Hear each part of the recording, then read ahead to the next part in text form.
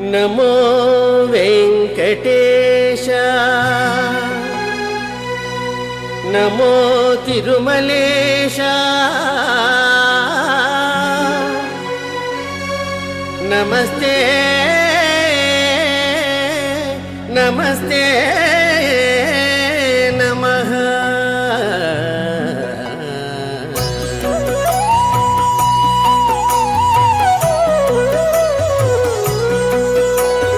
నమో వెంకటేశ నమో తిరుమలేశ నమో వెంకటేశ నమో తిరుమలేశ మహానందమాయే ఓ మహాదేవ దేవా మహానందమాయే ఓ మహాదేవ దేవా నమో వెంకటేశ నమో తిరుమలేశ నమో వెంకటేశ నమో తిరుమలేశ.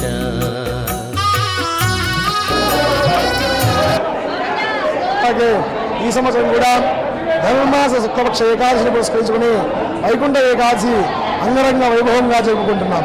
ఈనాడు భక్తాదులు విరివిగా శ్రీ లక్ష్మీ వెంకటేశ్వర స్వామిని దర్శించుకొని విధాతులయ్యారు.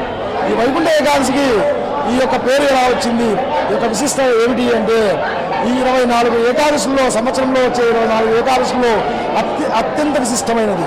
ఎందుకనగా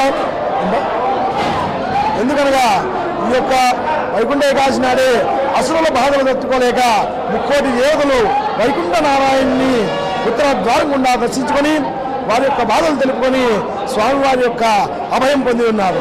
స్వామివారి యొక్క అభయం పొంది 30 దేవతలు ఆనంద పరిశుద్ధులైనారు.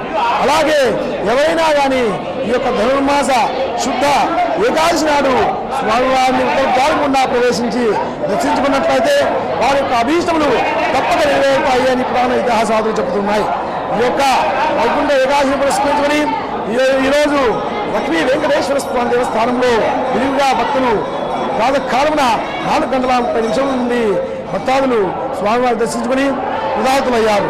కావున ఈ యొక్క పుణ్యదినాన స్వామివారి యొక్క దర్శించుకొని కరుణాకటాక్షలు